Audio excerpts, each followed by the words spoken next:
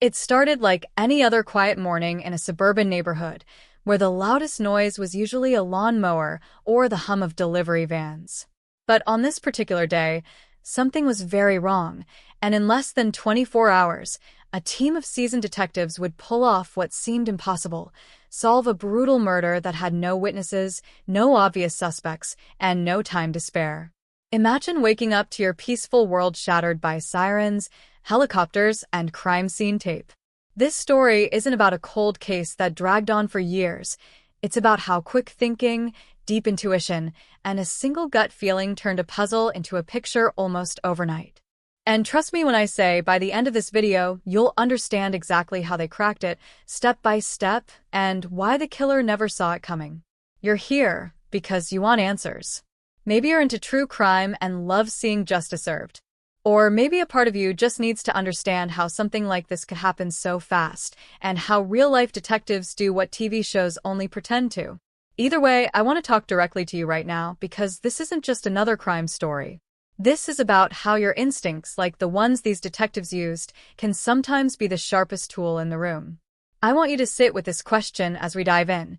If someone you loved vanished, could you piece together the truth in under 24 hours? Stay with me, because by the time the story ends, you're going to know exactly how they did it, and it might change the way you look at the world forever.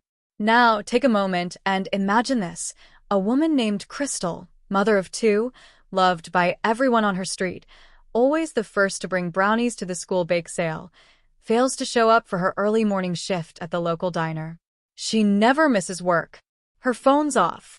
Her car's still in the driveway. Her front door is locked from the inside. At first, her manager thinks she's sick. A friend assumes she overslept. But her neighbor? Her neighbor hears something no one else did: a muffled thud at 3:17 a.m., followed by total silence. Within hours, that one detail sparks a full-scale police response. And from that moment forward, a team of detectives is racing the clock, combing through the tiniest of clues and pushing their skills to the limit to figure out who wanted Crystal gone and why. This is where things get chilling. When police arrive, they find no signs of forced entry. The living room is spotless. Her kids' backpacks are lined up by the door, ready for school. The coffee pot is set to brew at 6 a.m. But Crystal is nowhere to be found, until a flash of light under the laundry room door leads officers to a discovery that freezes them in place. What they find changes everything and launches an investigation that unfolds in real time. No red herrings, no time for mistakes. Just the relentless drive of detectives who know that every second they waste, the killer gets further away, or worse, closer to someone else. I want you to notice something as we go through this together: the small details. The creak of a floorboard. The timestamp on a smart home camera. The receipt in a trash can that seems out of place. These are the kinds of things you might not think twice about in your own home, but in this story, every detail matters. You'll hear from the lead investigator, a 27-year veteran who says this case haunted him, not because of how hard it was, but because of how quickly everything happened. You'll also meet the forensic tech, who spotted a microscopic clue that turned the whole case on its head. And you'll see how a phone charger left plugged into a wall became the linchpin that unraveled an entire web of lies. If you're still watching, and I know you are, it means you're invested. It means you're the kind of person who wants to see justice, not just served, but understood. You don't want dramatics, you want facts, emotion, and truth. That's what this story gives you. But I also want to warn you, the truth here is disturbing. Not in a graphic horror movie kind of way, but in a psychological way. Because the person behind this murder didn't look like a killer. They looked like someone who could be living next door. They smiled in family photos. They paid their taxes. And they thought they were smart enough to fool everyone, until they made one mistake. This video isn't just a breakdown of a murder mystery solved in record time. It's a look into the minds of the detectives who refused to let one woman's story end without answers.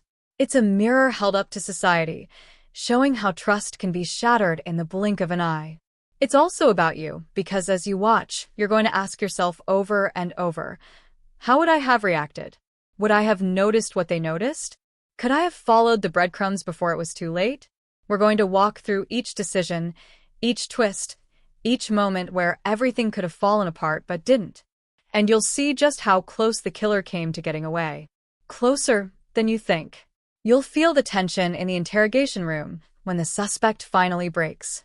You'll see how one text message, buried deep in a deleted thread, turns suspicion into certainty. And just when you think you've got it all figured out, there's a twist that'll make your jaw drop. Because nothing in this case is quite what it seems, and the truth is darker, deeper, and far more shocking than anyone imagined. So take a deep breath. Keep your eyes open. And whatever you do, don't skip ahead.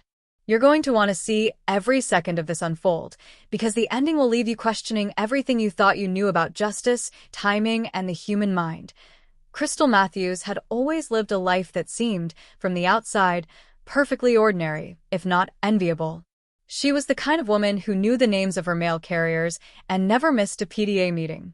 Her job at Sunnyside Cafe, a local breakfast spot tucked between a grocery store and a bank, had earned her the nickname Sunshine Crystal from regulars who swore her smile was the only thing that made 6 a.m. bearable. She was a single mom to 2 kids, 12-year-old Grace and 8-year-old Trevor, both of whom were at their grandparents' house the night before she went missing. That detail, seemingly small, would later play a pivotal role in the investigation. But in the days leading up to her disappearance, Crystal's life had taken on subtle cracks that only those paying very close attention could have noticed. Subtle shifts in behavior, tiny moments of tension, whispers of something darker lurking beneath the surface of that radiant smile. Her best friend, Tasha, who also worked at the cafe, told police that Crystal had seemed off the week before. She'd started locking the back door of her house religiously, something she never used to do, and she mentioned feeling like she was being watched, especially when leaving work late. Crystal never outright said she was scared, but Tasha noticed her starting to check her phone constantly, glance over her shoulder, even flinch when someone tapped her from behind. Still, she brushed it all off, insisting it was nothing, probably just her imagination. But imagination doesn't erase a call history filled with the same unfamiliar number over and over again. Each one answered late at night, never more than a few minutes long, always followed by Crystal deleting the call from her logs. That was one of the first signs that something was deeply wrong, and detectives latched onto it fast. Because in cases like this, where there's no clear motive and no sign of a break-in, it's the patterns that break that tell the real story. As detectives dug into her life, they discovered Crystal had recently started reconnecting with an old boyfriend, Jeremy Collins, a contractor who'd moved back to town after nearly a decade away. To outsiders, Jeremy looked like the kind of guy any single mom would be lucky to have. Stable job, polite, well-groomed, even coached Little League on weekends. But when investigators interviewed him, something felt off. Not enough to make an arrest. Not enough to call him a suspect. But there was something in the way he spoke about Crystal, detached, rehearsed, too calm for someone who claimed they were rekindling something special. Still, he had an alibi. He was seen on a gas station security camera nearly 40 minutes from Crystal's house at 3:10 a.m., just 7 minutes before that strange thud was heard by her neighbor. It was the kind of thing that should have cleared him entirely, but one of the detectives couldn't let go of a gut feeling that Jeremy was hiding something. Then there was Crystal's co-worker, Devin, a dishwasher with a criminal record and a reputation for being too friendly after hours. He'd once sent her flowers anonymously and tried to play it off as a joke. But the truth was, he'd been reprimanded more than once for making her uncomfortable. The cafe owner confirmed Crystal had quietly asked to change her schedule so she wouldn't be alone with him during closing. And here's where things get even murkier. Devin had called out sick the morning she vanished, claiming food poisoning. But cell tower records showed he'd been within a mile of Crystal's house around 2:45 a.m. the night before, even though he lived nearly 10 miles away in the opposite direction. When confronted, he claimed he'd just been out clearing his head. Suspicious, yes. But motive? Still unclear. And that's where the waters started getting muddied for investigators. One layer deeper, the detectives learned that Crystal had recently been involved in a tense custody dispute, not with her ex-husband, who'd moved out of state years ago, but with his new girlfriend, who had become unusually invested in Grace and Trevor's lives. According to school records and social media comments, this woman had started showing up at events even when the children weren't in her care, sometimes even photographing them from a distance. Crystal had told a neighbor she was thinking about filing a restraining order, but wasn't sure how to explain everything without sounding paranoid. The woman in question, Melissa, was initially cooperative but quickly lawyered up, refusing to give police access to her devices without a warrant. That alone doesn't make someone guilty, but combined with the other oddities piling up, it was enough to keep detectives circling back. Still, there was no hard evidence pointing to any one person. And that's what made this case so frustrating, yet so gripping. Every time it felt like they had a lead worth chasing, it turned into another dead end. Or worse, pointed to someone who had a solid alibi, like Jeremy. The detective started to wonder if this might be one of those rare cases where the victim simply left. Maybe she'd run. Maybe something snapped. But that theory dissolved the moment the forensics team discovered something deeply unsettling under the floorboards of the laundry room. A single drop of blood, partially cleaned, nearly invisible to the naked eye, confirmed to be Crystal's. And just like that, everything changed. There was no longer a question of whether Crystal had left voluntarily. Someone had hurt her. Someone had tried to cover it up. And someone was still out there, possibly watching every move the investigators made. That discovery turned a missing persons case into a full-blown homicide investigation. But as the detectives doubled down, more questions surfaced. Why would someone go to such lengths to make the house appear untouched? Why leave her car? Why stage everything so perfectly, unless they were confident no one would look deeper? What if the killer was someone who knew exactly how long it would take before anyone noticed Crystal was missing? Someone who understood the rhythm of her life, the early shifts, the school pickups, the nights when her kids were away. Someone who wasn't acting out of rage, but calculation. And just when detectives began connecting the timeline with one of their strongest suspects yet, a single piece of evidence is found in the least expected place, inside a child's toy box, tucked beneath a dollhouse. It's small, almost insignificant, but it doesn't belong. And it doesn't match anything in the house. What it reveals: that someone had been inside that house before, someone Crystal trusted enough to let in willingly. And they're not who you think. The discovery inside the toy box, an unfamiliar keychain, worn and metallic, engraved with the initials JC, should have been a turning point.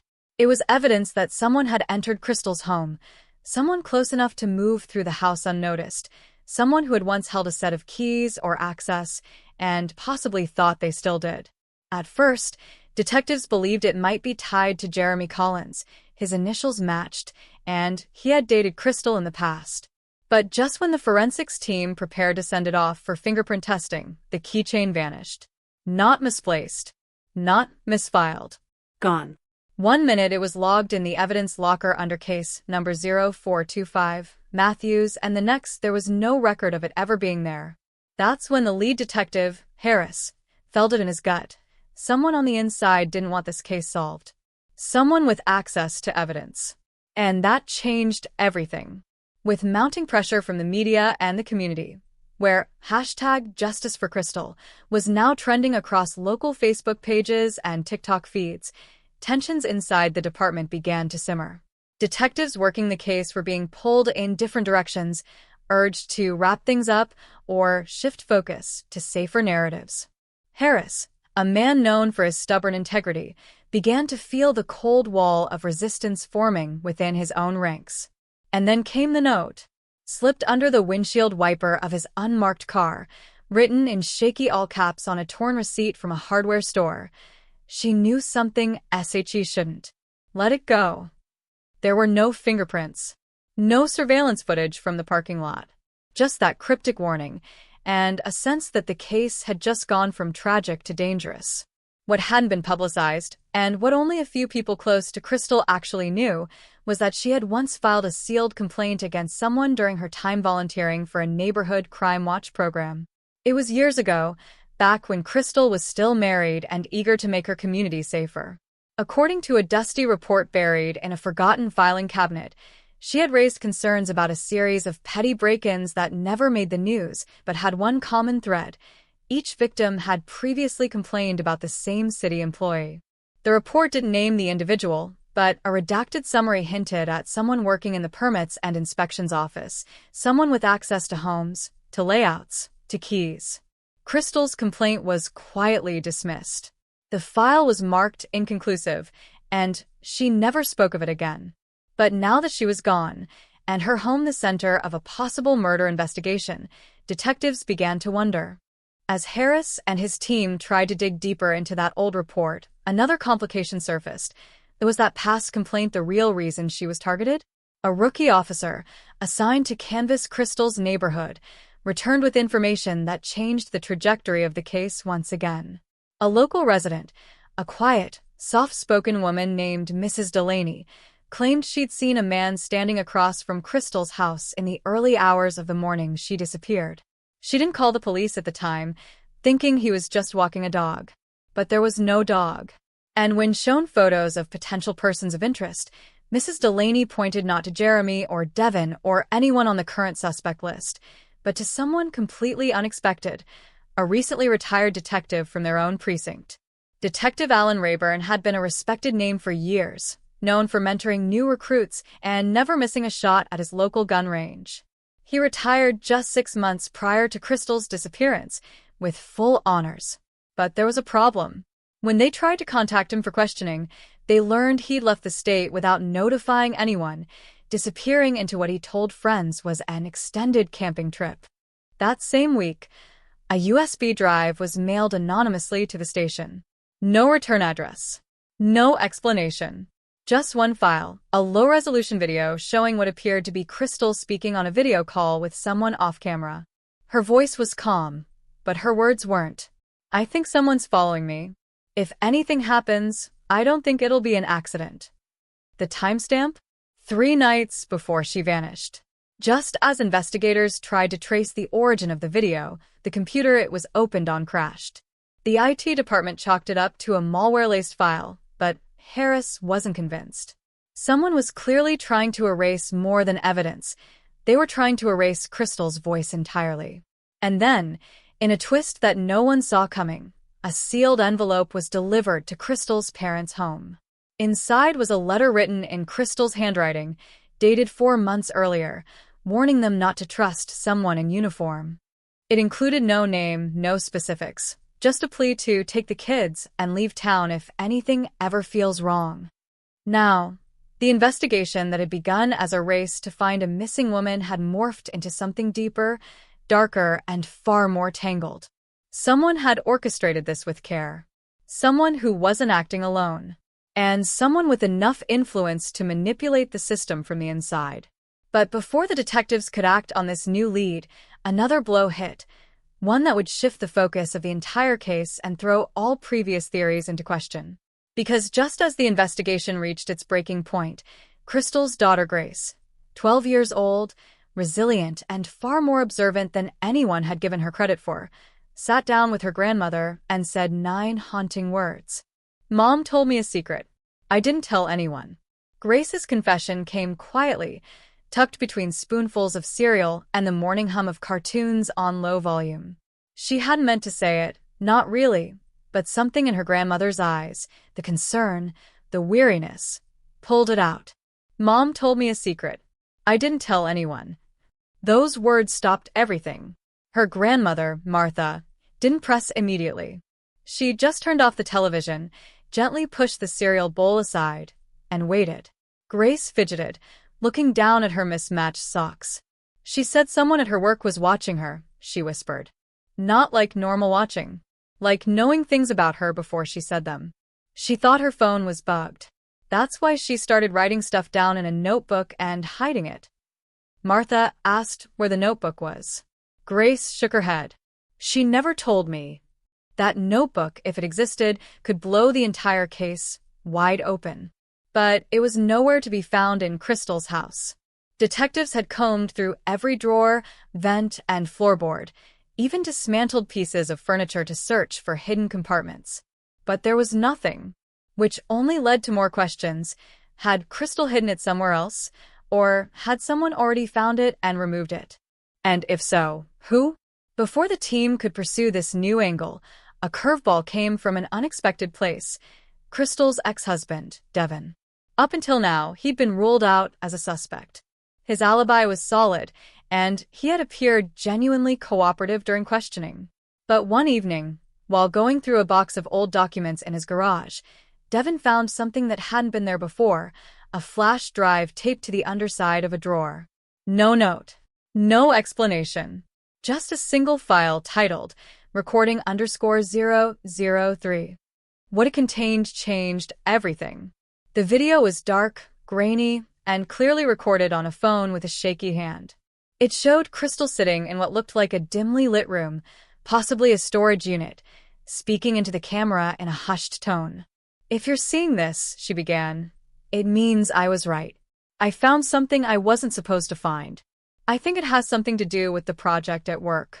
They've been falsifying data, payments, permits, inspections, and it's tied to someone high up." She paused, glancing off-screen, clearly nervous. "I think someone's been following me. I think I'm being watched from inside the building." She reached for something out of frame, then the video cut off. This new lead forced detectives to revisit her professional life. Crystal worked as a compliance analyst for the city, a job most would dismiss as routine, desk-heavy, and bureaucratic. But digging deeper, Harris and his team uncovered something troubling. Over the past 6 months, Crystal had quietly flagged a series of inspection records for properties owned by the same private developer, Canyon Ridge Enterprises. At least 3 of those properties had fast-tracked permits that skipped normal safety inspections. Even stranger, several of those fast tracks were signed off by the same official, a man who is now running for public office on a clean government platform. Before the detectives could reach out to him for questioning, something else happened, something that made them stop everything. A second anonymous message appeared, this time delivered to the home of Martha, Crystal's mother. It was written on an index card, left under a flower pot by the front steps. "The girl knows. Keep her quiet. Final warning." No envelope. No fingerprint. No surveillance of who dropped it. Grace hadn't even told anyone about the secret, not even law enforcement. So, how did someone already know? The message rattled Martha. She insisted that Harris take her granddaughter somewhere safe. And for the first time in his long career, Harris felt truly unsteady. Not just because of the threats or the disappearing evidence, but because this case was no longer just about Crystal. It was unraveling a much bigger web, one tied to powerful people with something massive to lose. At the same time, a new player entered the scene, someone who could either blow this case wide open or lead it further into chaos. A woman named Dana Reeve contacted the department, claiming she had once worked with Crystal on a temporary contract and had something to share. In a tense, early morning meeting at a cafe just outside city limits, Dana revealed that Crystal had confided in her weeks before she vanished.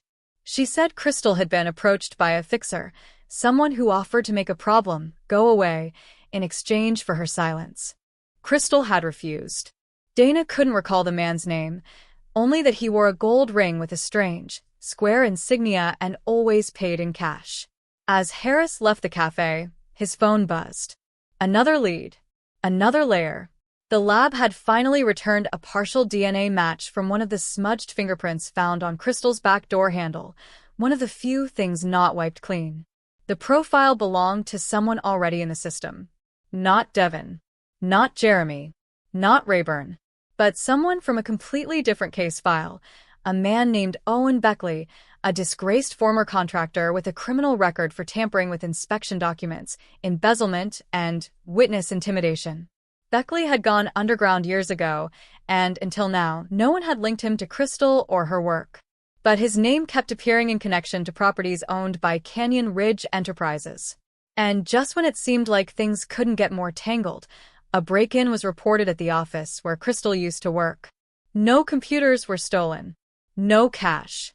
Just a single cabinet ransacked, her old filing drawer, shredded papers left scattered across the floor like someone was trying to erase her existence entirely.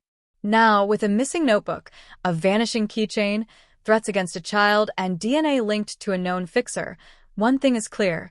This isn't just a case of a woman gone missing. It's a coordinated attempt to silence the one person who got too close to the truth. But the most chilling part? Every new piece of the puzzle only deepens the mystery. Because the more they dig, the more it feels like Crystal knew exactly how this would end. And as detectives prepare to re-interview Dana Reeve, they receive a frantic voicemail, her voice trembling, panicked, breathless. "I saw him. The man with the ring. He's following me. I think I made a mistake." Detective Marcus Harris had seen some dark things in his career: twisted crime scenes, chilling confessions, lives torn apart by cruelty and madness. But nothing had unsettled him quite like this case. Crystal's disappearance had started as just another line on his desk, another cold case that might never see daylight. But now, with every new revelation, every thread that unraveled, it felt less like an investigation and more like a descent into something much bigger and much darker than he was prepared for. The voicemail from Dana Reeve should have prompted an immediate manhunt. Instead, it led to dead silence. By the time Harris and his team tracked her location, her apartment was stripped bare. Not ransacked. Not broken into. Just eerily clean. As if she'd never lived there at all. The landlord insisted she had moved out that morning, left no forwarding address, no contact, just a single envelope taped to the door addressed to Detective M. Harris. Inside was a Polaroid photo.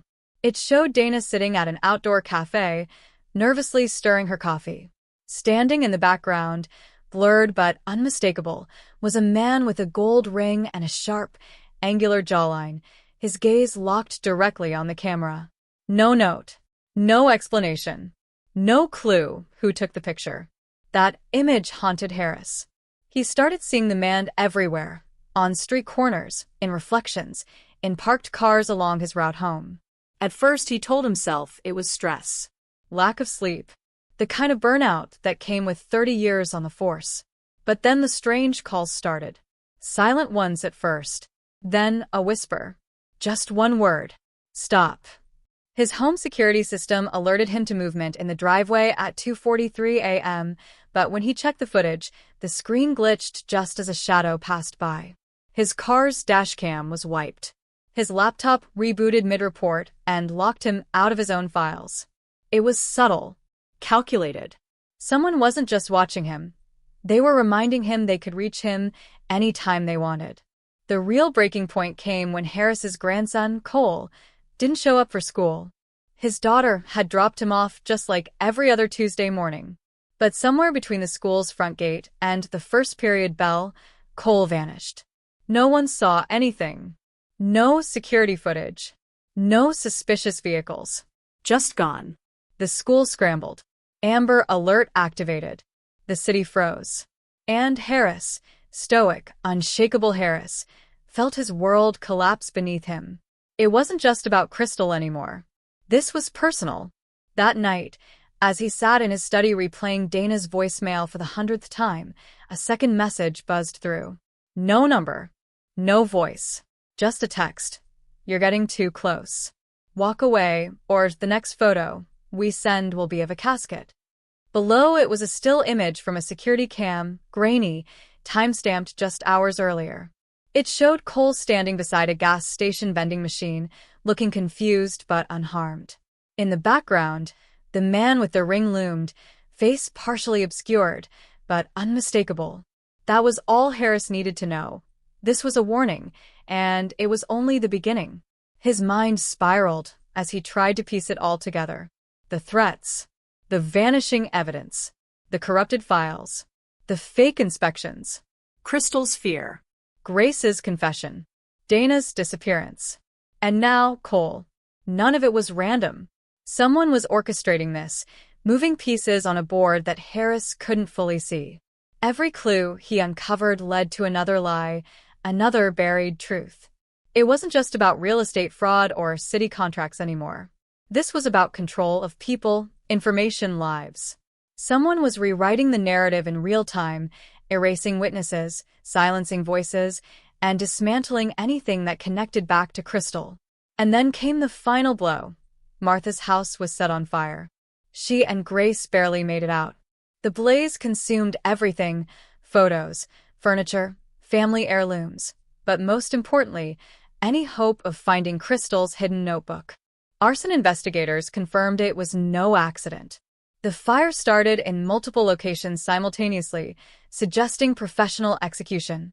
Someone wanted to erase Crystal from existence.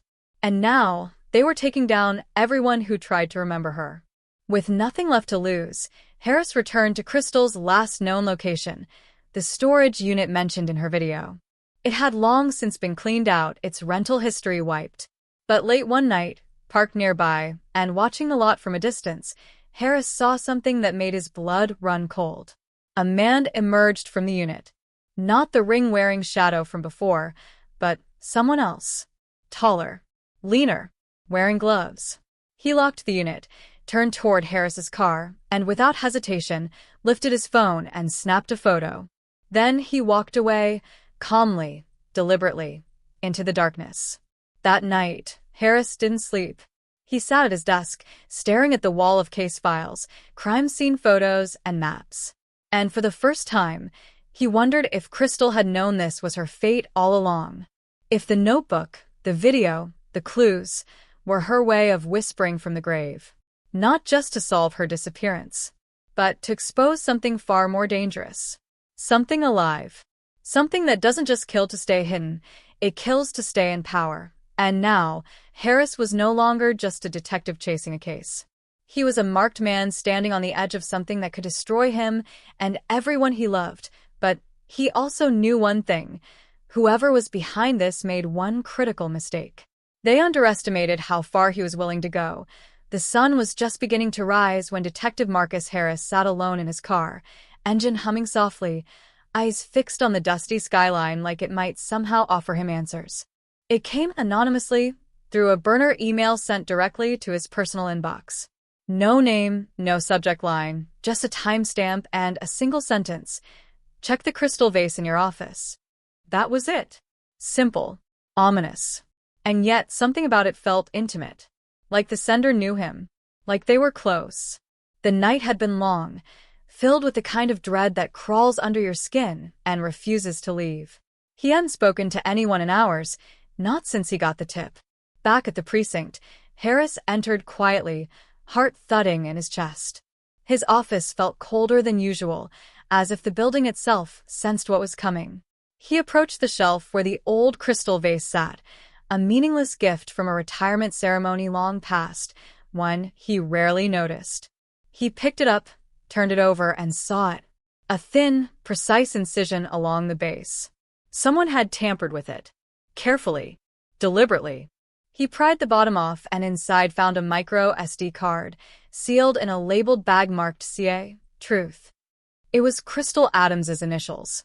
But this wasn't evidence she had left behind. This had been planted. Recently. He plugged the card into a secure laptop and opened the single file it contained. A video. The footage was grainy at first, time-stamped just a week before Crystal vanished.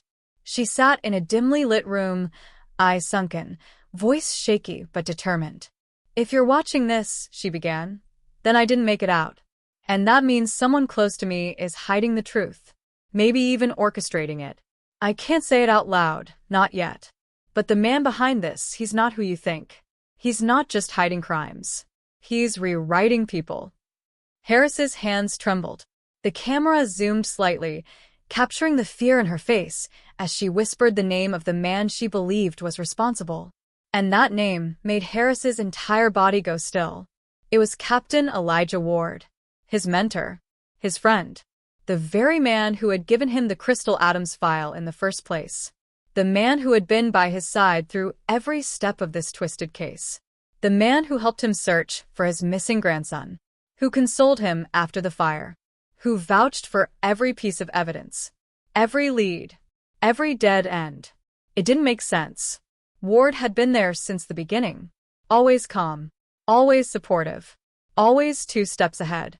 But now, everything felt wrong. Like the pieces didn't just fit, they had been forced to fit. What if this whole case wasn't about Crystal disappearing? What if it was about manipulating Harris into digging deeper, just enough to mislead him? What if he wasn't hunting the truth, but being fed a story carefully crafted to control his every move? Harris couldn't breathe. His thoughts raced back to conversations he'd brushed off as casual. Suggestions Ward had made. Warnings not to trust the Reeve family. Gentle nudges away from certain leads. Even the fire. Ward had arrived just minutes after the first responders, claiming to be in the area. The missing security footage, the vanishing witnesses, the anonymous text. Every loose thread might lead back to him. And then, as if to confirm the impossible, Harris's phone buzzed. A new text. No number. Just a photo of a man tied to a chair, bloodied but alive. It was Dana's brother, Logan Reeve, reported missing 3 days ago. Below it, a message. You're chasing the wrong ghost. Turn back now, or he disappears forever. The camera panned out slightly in the photo, just enough to reveal something Harris never thought he'd see: Ward's ring. The same gold one from the Polaroid. The same one Harris himself had gifted him 20 years ago at his promotion. The betrayal hit like a gut punch. Suddenly, it all made sense: why the investigation always led to dead ends, why the trail kept going cold, why the people who tried to speak out vanished. Captain Elijah Ward wasn't just a cog in the machine, he was the machine. And Crystal hadn't just uncovered corruption, she had stumbled onto something deeper. Something structural. Institutional. Ward wasn't covering up a single crime. He was orchestrating a network that spanned departments, districts, maybe even federal lines. And Harris? He'd been the puppet, dancing at the end of strings he never saw. But if Crystal was smart enough to see through him and brave enough to plant this footage, then maybe it wasn't too late. Maybe there was still a way to turn the tables, to bring the truth into the light. But now the stakes weren't just about solving a murder. It was about surviving long enough to expose the man behind it all.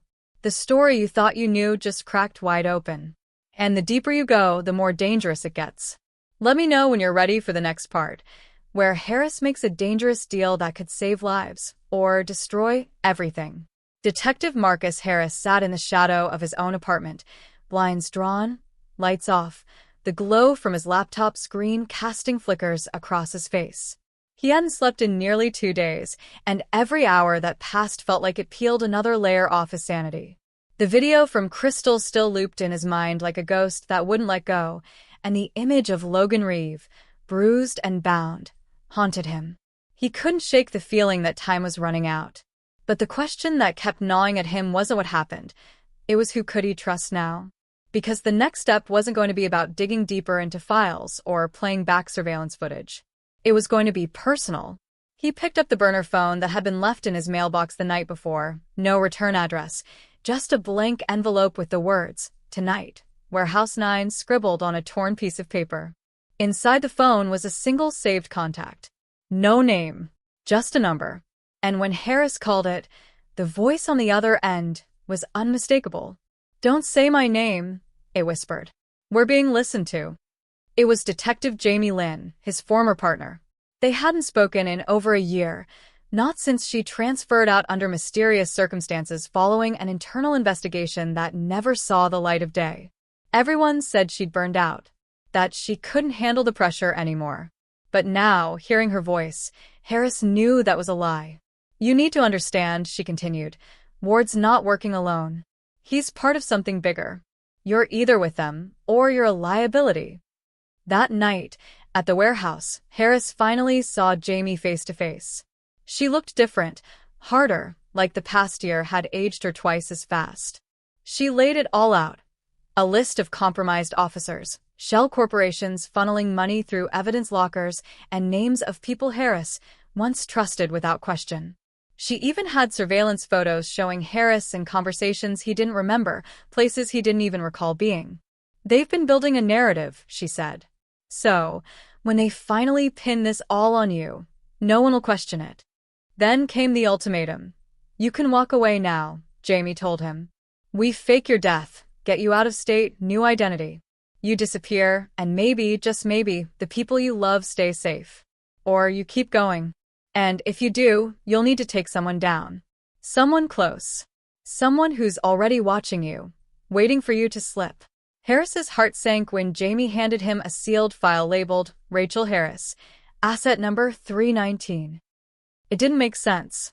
Rachel had been the reason he stayed clean, the reason he fought so hard. Was she being used? Or was she in on it from the start? The choice tore at him like a blade. Pursue the truth and risk destroying the only family he had left, or vanish, live with the guilt, and protect her from whatever this darkness had become. And that was when the text came through. A video clip. His daughter. His only child. She had worked in Ward's office as an analyst for over a year. Harris opened the file with shaking hands, travel records, encrypted emails, irregular expense reports, and most damning of all, a recording of Rachel in a closed-door meeting with Ward himself, discussing the containment of exposure. Rachel, tied to a chair, bruised, terrified. The caption read, "One warning, one chance. Pick a side." The rage in Harris's chest was instant, primal. Every instinct told him to tear the system apart piece by piece. But logic screamed at him. He couldn't act emotionally. Not yet. Because now he didn't know what was real. Was Rachel really complicit? Or was this just another manipulation? Another twist in the maze Ward had built around him? And still no answers. Only questions stacked on top of more questions, every path lined with betrayal and doubt. If Rachel was truly involved, how deep did it go? And if she wasn't, who else was playing him from behind the curtain? As the night swallowed him whole, Harris realized that nothing in this case was ever about right or wrong. It was about survival. And to survive, he might have to become someone he no longer recognized.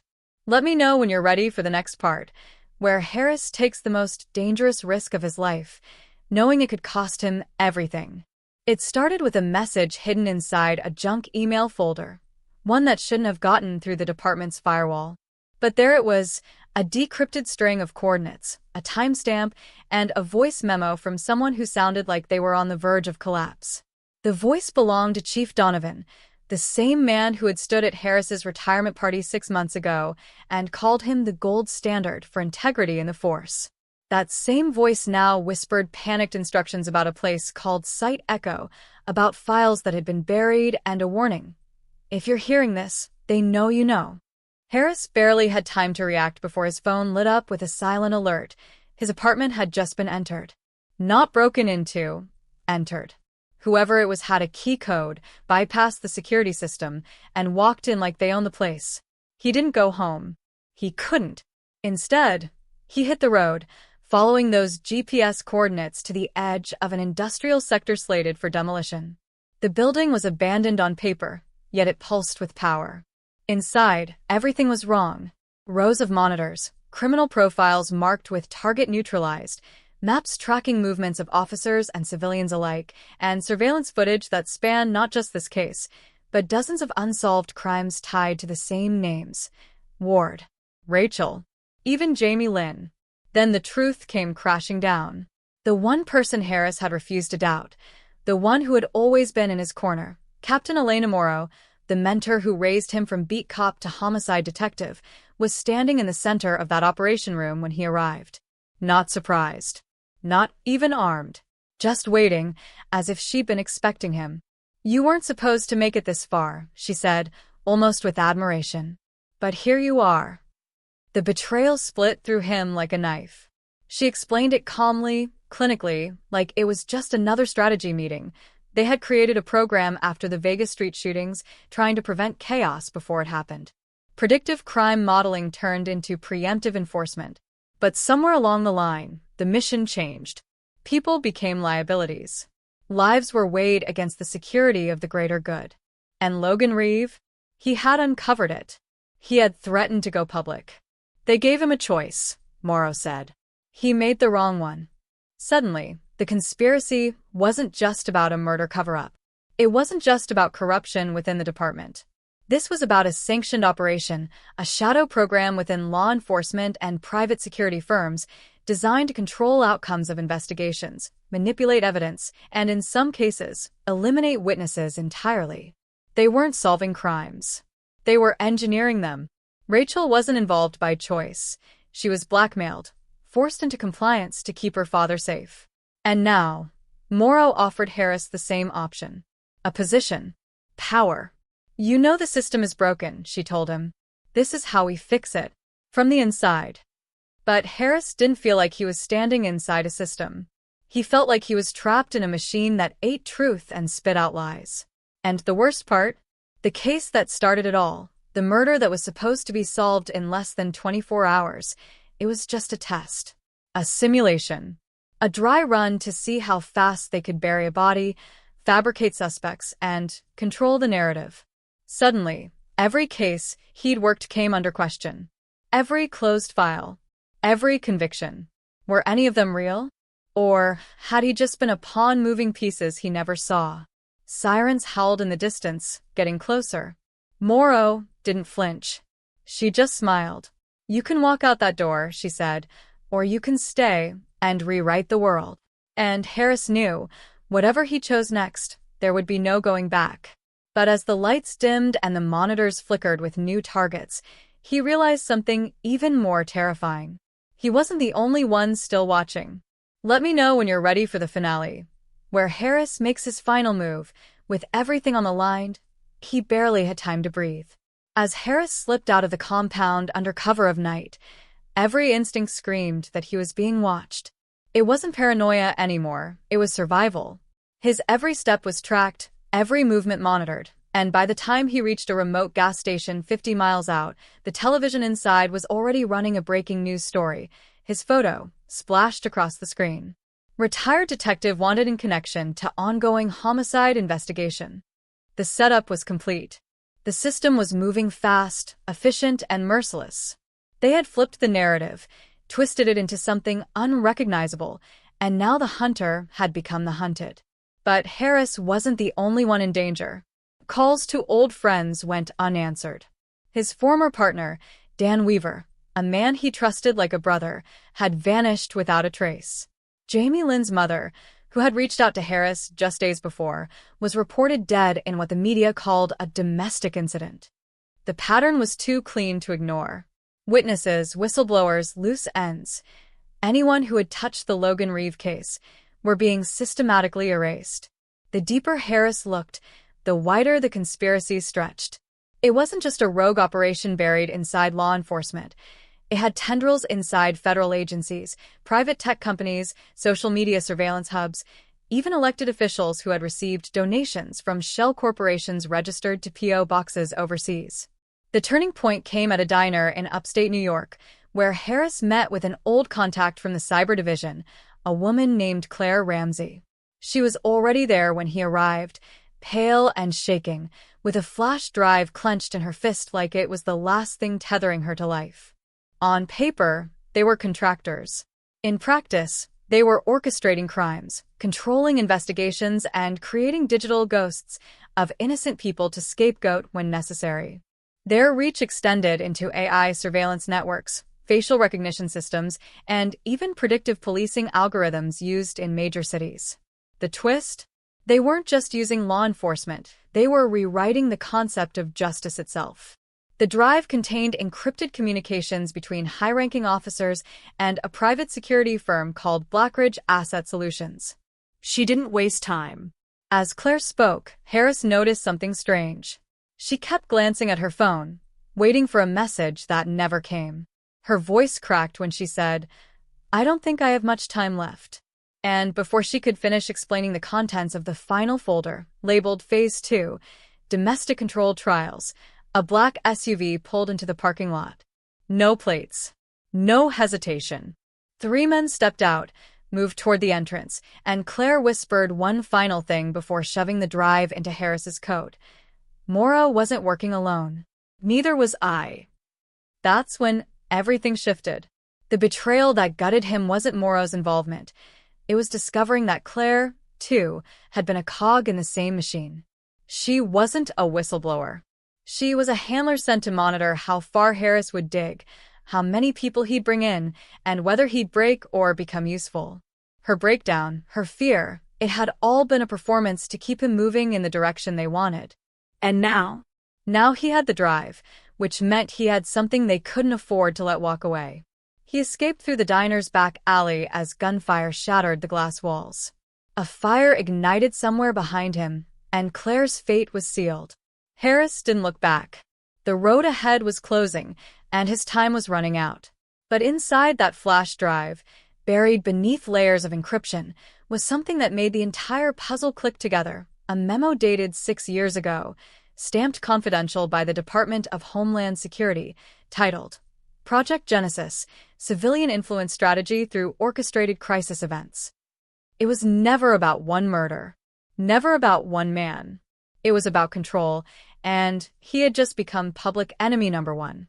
It was just past midnight when Harris stood at the edge of the abandoned broadcast station on the outskirts of an industrial district in Baltimore, the final location embedded in the decrypted metadata from the flash drive. The storm had rolled in like a curtain, cloaking everything in darkness and thunder. Rain fell in angry sheets, blurring the edges of the world as if reality itself was breaking down.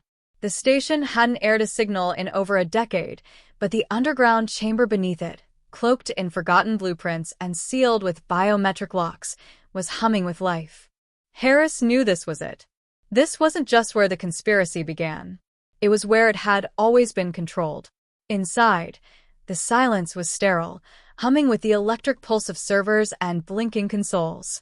It didn't take long before he saw him.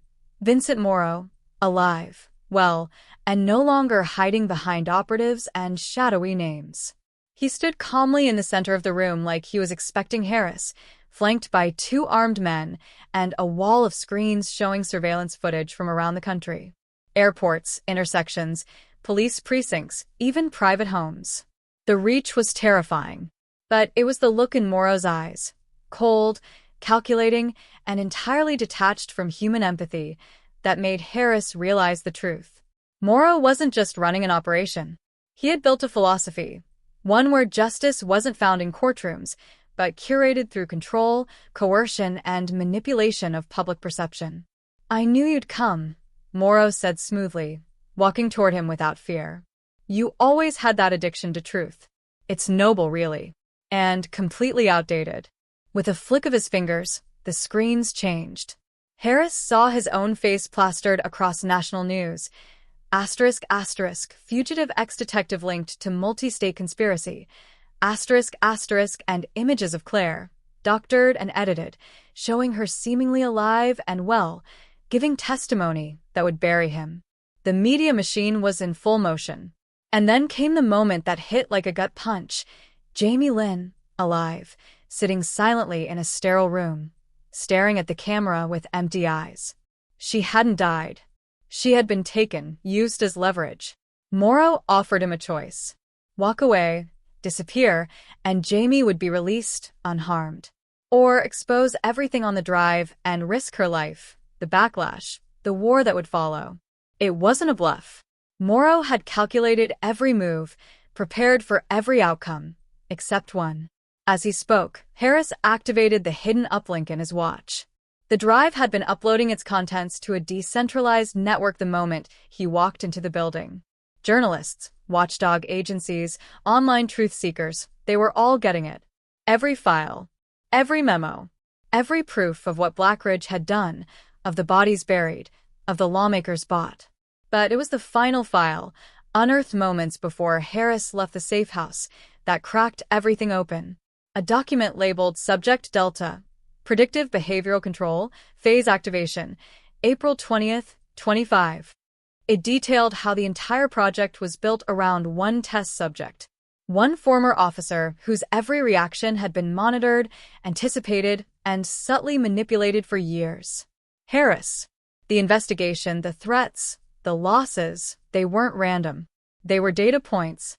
He had been the experiment, the proof of concept, the perfect cop broken down to show how anyone, given enough pressure, grief, and manipulation, could be shaped. The revelation shattered him. He wasn't just chasing a killer.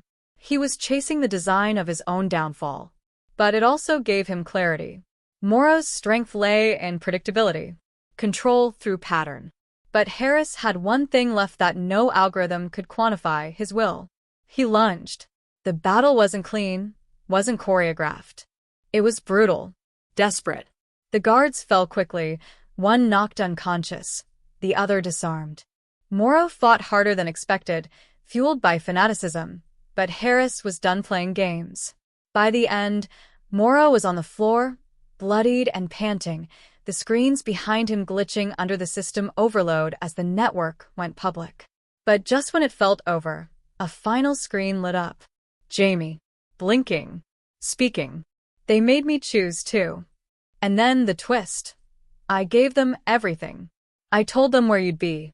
I told them how to trap you. Her voice cracked, but she didn't cry. Because they promised if I did, they'd kill him quickly. Harris stared, stunned, the realization flooding in. It was never about saving her. She had been protecting someone else. Her brother. A younger sibling the world thought dead. He was alive, and Jamie had traded her truth to protect him. Morrow had always had the upper hand, not just with fear, but with love twisted into a weapon. As sirens blared in the distance, closing in on the location, Harris knew the war wasn't won. But the truth was out. The curtain had been pulled. And while the world might never fully understand what happened beneath their feet, some would listen. Some would fight. Some would believe. And sometimes, that's all a revolution needs to start.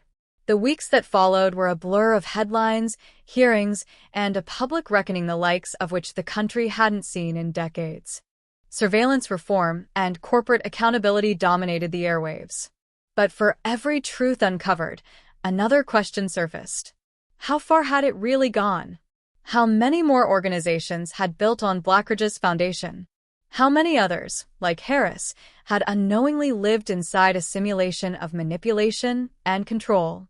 It was no longer just about justice. It was about waking up from a nightmare most people didn't even know they were in. On a quiet morning in November, Harris stood at the edge of a lake in upstate New York, the same lake where he used to fish with his father as a boy. He'd bought a small cabin there, tucked away from cell towers and digital noise. He didn't need answers anymore. He had enough. What he wanted was silence. A place to breathe. The ripples on the water were slow and soft, like the ticking of a clock that finally didn't feel like it was counting down. He reached into his coat pocket and pulled out the last piece of the puzzle, a worn photo of Jamie and her brother, taken years before any of this began. He'd found it in Morrow's files, buried under layers of encryption. He sent it to her anonymously, no message, no return address. Just proof that even in the darkest of systems, something human could survive. And then, just as he was about to turn back toward the cabin, a car pulled up near the treeline. It was a black sedan, government plates. A woman stepped out. Harris didn't recognize her, but she looked like she'd been searching for someone a long time. She handed him a sealed envelope and said nothing, only nodding before walking away. Inside was a simple note, typed and signed. This isn't over. They were only the beginning. Harris stood there for a long time, the paper trembling slightly in his fingers. The lake remained still. The world around him was quiet. But inside, a storm began to churn again. He thought he had reached the end of the line, that the story was finished. But some stories don't end. They evolve. They spread. They dig in deeper, until you realize the truth is not a destination, it's a direction. And in a world built on secrets, sometimes the most dangerous thing you can do is keep looking. Not because she blamed him, but because she couldn't face the version of herself she had become to survive. The world saw her as a hero. Harris knew better. He knew what guilt looked like in someone's eyes, even through a screen. And he carried his own version of that weight too, every single day. The government worked overtime to contain the fallout. Senate committees paraded former intelligence operatives before the cameras. Debates on civil liberties, Claire was never found. Some claimed she had gone into witness protection. Others whispered that Blackridge had silenced her for good before the network fell. Jamie Lynn, her face now etched into the national consciousness, resurfaced weeks later under the protection of a journalist who had published the most explosive parts of the leak. She never returned Harris's calls. Investigations launched from coast to coast. Yet, amid all the chaos, Harris kept a low profile, choosing solitude over the spotlight. He was no longer a detective. no longer the pawn in someone else's game. He was just a man who'd lost more than he'd ever bargained for, and who had to live with the knowledge that the truth had cost him nearly everything. The Blackridge files had detonated across the internet like a digital bomb. Every leaked document, every redacted report, every classified project made available to the world. Overnight, the narrative shifted from conspiracy theory to national emergency. Whistleblowers came forward. Politicians resigned.